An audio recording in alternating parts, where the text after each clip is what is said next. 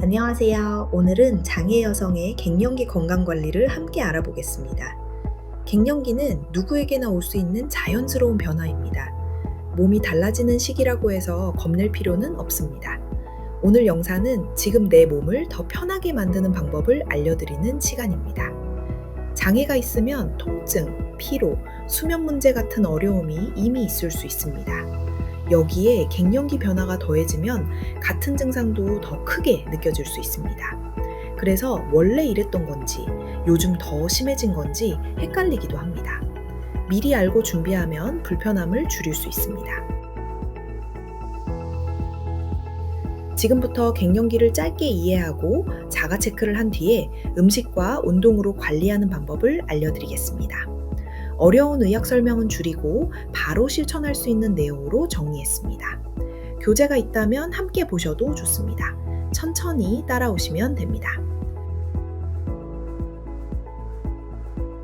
먼저 폐경과 갱년기입니다. 폐경은 마지막 생리 이후 12개월 이상 생리가 멈춘 상태입니다.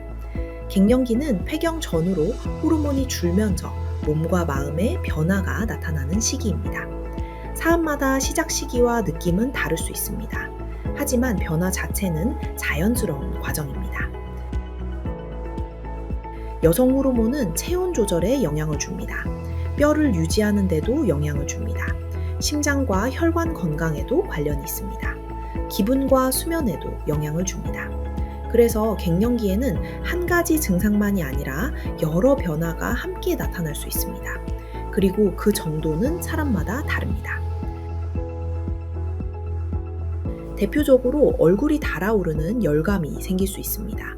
갑자기 땀이 나는 경우도 있습니다. 가슴이 두근거리는 느낌이 들 수도 있습니다. 밤에 잠이 잘 안 오거나 자주 깨기도 합니다. 예민해지거나 우울감이 늘기도 합니다. 관절과 근육이 더 쑤시고 피로가 더 잘 쌓이기도 합니다. 장애 여성은 원래 있던 통증과 피로가 갱년기 변화와 겹칠 수 있습니다. 그래서 평소보다 더 힘들게 느껴질 수 있습니다. 발달 장애가 있는 분은 불편함을 말로 설명하기 어려울 수도 있습니다. 이럴 때는 최근 한 달 사이에 달라진 점을 중심으로 살펴보는 것이 좋습니다.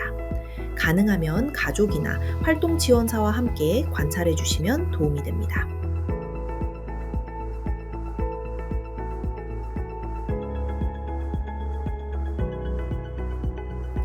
이제 내 상태를 간단히 점검해 보겠습니다. 쿠퍼만 갱년기 지수로 최근 한 달 증상을 체크해 보세요. 점수는 정답을 맞히는 것이 아닙니다. 지금 내 상태를 알아보는 참고 자료입니다. 증상은 11가지입니다.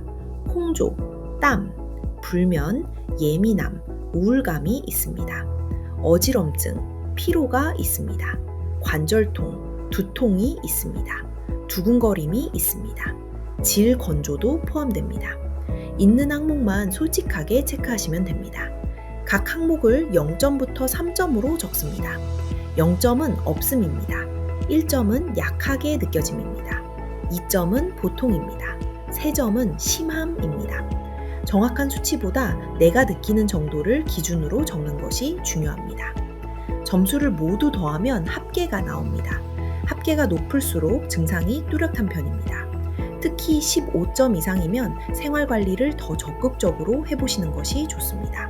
필요하면 상담도 권장드립니다. 장애로 인한 통증이나 피로가 원래 있었다면 최근에 더 심해졌는지를 함께 생각해 주세요.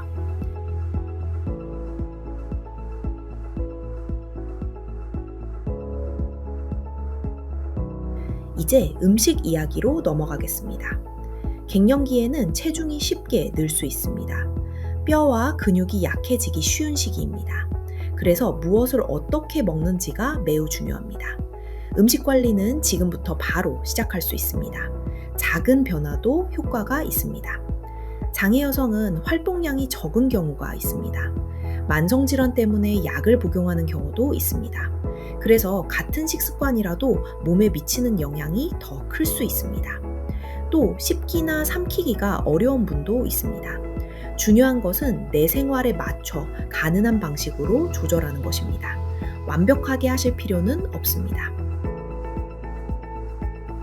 첫째, 칼슘입니다. 칼슘은 뼈 건강에 꼭 필요합니다. 갱년기 이후에는 뼈가 약해지기 쉬워서 더 신경 써야 합니다. 우유, 요거트, 치즈 같은 유제품이 도움이 됩니다. 유제품이 어렵다면 두부나 멸치도 좋은 선택입니다. 내게 맞는 방식으로 하루에 한 번부터 시작해보세요. 둘째, 비타민 D입니다. 비타민 D는 칼슘이 몸에 잘 쓰이도록 도와줍니다. 달걀과 버섯 같은 음식에 들어있습니다. 강화 유제품을 고르는 것도 방법입니다. 낮 동안 짧게 햇빛을 보는 것도 도움이 될 수 있습니다. 다만 피부 상태나 외출이 어렵다면 음식 중심으로 챙기셔도 괜찮습니다. 셋째, 단백질입니다. 단백질은 근육을 지키는 데 필요합니다. 근육이 줄면 일상생활이 더 힘들어질 수 있습니다. 그래서 장애 여성에게 단백질은 특히 중요합니다. 생선, 살코기, 달걀, 콩과 두부를 활용해 보세요. 매 끼니에 조금이라도 들어가도록 해보시면 좋습니다. 넷째, 오메가3입니다. 심장과 혈관 건강에 도움이 됩니다. 등푸른 생선에 많이 들어있습니다. 견과류로도 보완할 수 있습니다. 한꺼번에 많이 바꾸기 어렵다면 일주일에 한두 번부터 천천히 늘려보세요. 자주 조금씩이 더 오래 갑니다. 다섯째, 비타민 B와 엽산입니다. 피로감이 늘 때 식사를 더 든든하게 받쳐주는 역할을 합니다. 잎채소와 콩류에 들어있습니다. 달걀과 생선에도 들어있습니다. 특별한 음식이 아니라 익숙한 반찬을 한 가지 더 올리는 방식으로도 충분합니다. 장보기나 조리가 어렵다면 조리된 반찬을 활용하셔도 됩니다. 여섯째, 비타민 E입니다. 비타민 E는 항산화 영양소로 알려져 있습니다. 견과류와 씨앗류에 들어있습니다. 식물성 기름을 소량 사용하는 것도 방법입니다. 다만 너무 많이 드실 필요는 없습니다. 내 몸에 맞는 양으로, 소량으로 꾸준히가 좋습니다. 이번에는 줄이면 도움이 되는 것을 보겠습니다. 단 음료와 과자는 자주 먹을수록 체중과 컨디션에 영향을 줄 수 있습니다. 너무 짠 음식도 부담이 될 수 있습니다. 튀김처럼 기름진 음식도 자주 먹으면 속이 불편할 수 있습니다. 오늘부터 당장 끊기보다 횟수부터 줄이는 방식이 현실적입니다. 예를 들어 하루에서 이틀에 한 번처럼 단계적으로 바꿔보세요. 카페인과 술도 살펴보겠습니다. 카페인과 술은 홍조나 불면을 더 불편하게 만들 수 있습니다. 특히 밤에 잠이 어려운 분은 더 영향을 받을 수 있습니다. 갑자기 끊기 어렵다면 시간과 양을 조절해보세요. 오후 늦게는 카페인을 피하고 커피 양을 반으로 줄이는 것도 방법입니다. 술은 가능한 한 줄이거나 쉬어가는 날을 늘려보세요. 장애 여성에게 중요한 실질 팁입니다. 씹기나 삼키기가 어렵다면 죽이나 스프처럼 부드러운 형태로 바꿔도 됩니다. 같은 재료라도 형태만 바꾸면 훨씬 편해질 수 있습니다. 한 번에 많이 못 드시면 소량씩 자주 드셔도 괜찮습니다. 힘든 날은 덜 먹는 날이 있어도 됩니다. 대신 다음 식사에서 다시 균형을 맞추면 됩니다. 이제 이번 주 실천을 정해보겠습니다. 오늘부터 완벽한 식단을 만들 필요는 없습니다. 이번 주 식사 약속을 한 가지만 고르세요. 예를 들어 칼슘 식품을 하루 한 번 추가하기입니다. 또는 단 음료를 주 한 번으로 줄이기입니다. 또는 매 끼니에 단백질 반찬을 한 가지 넣기입니다. 내가 할 수 있는 것을 고르는 것이 가장 중요합니다.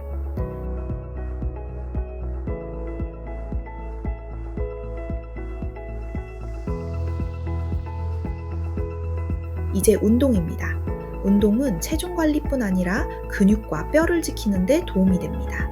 기분과 수면에도 도움이 될 수 있습니다. 갱년기에는 몸이 무겁고 의욕이 떨어질 수 있습니다. 그래서 더더욱 작은 운동이 필요합니다. 중요한 것은 세게가 아니라 자주, 안전하게입니다. 운동을 시작하기 전 안전 수칙을 기억해 주세요. 통증이 생기면 멈추는 것이 맞습니다. 숨이 너무 차지 않은 감도로 하셔야 합니다. 동작 범위는 내 몸에 맞게 줄여도 됩니다. 오늘 안내하는 동작은 예시입니다. 불편함이 계속되면 의료진과 상의해주세요. 내 몸을 해치지 않는 것이 우선입니다.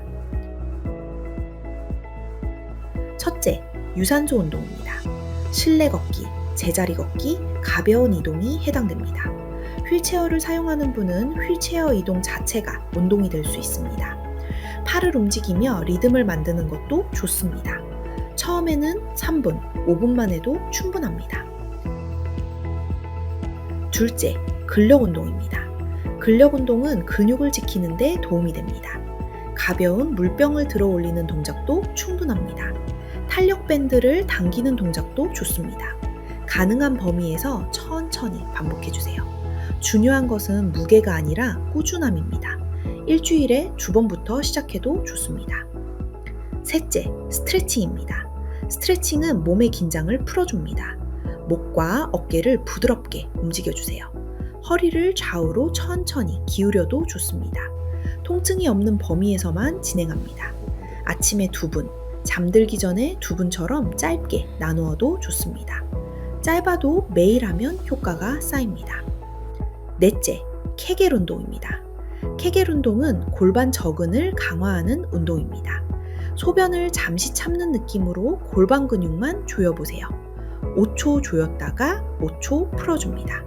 이 동작을 반복합니다. 앉아서도 할 수 있고 누워서도 할 수 있습니다. 겉으로 티가 나지 않아 부담이 적습니다. 이제 의자에 앉아 간단 루틴을 해보겠습니다. 먼저 어깨를 올렸다가 내립니다. 천천히 호흡하면서 합니다. 다음으로 물병을 들고 팔을 천천히 올렸다 내립니다. 마지막으로 가능하신 분은 다리를 펴서 잠깐 유지했다가 내립니다. 각 동작을 5회에서 10회 정도 해보세요. 힘들면 횟수를 줄여도 괜찮습니다. 처음에는 하루 5분만 해도 충분합니다. 중요한 것은 했다는 기록을 남기는 것입니다. 주간 기록표에 오늘 한 운동을 한 줄만 적어보세요. 빈칸이 줄어드는 것이 목표입니다. 몸이 익으면 시간을 천천히 늘릴 수 있습니다.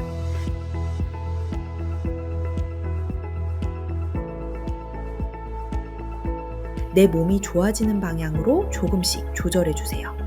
완벽하게 하려고 하지 않으셔도 됩니다. 식사에서 한 가지, 운동에서 한 가지를 정해보세요. 이번 주에만 해보셔도 됩니다. 그리고 가능하면 기록을 남겨보세요. 기록은 내가 잘하고 있다는 증거가 됩니다.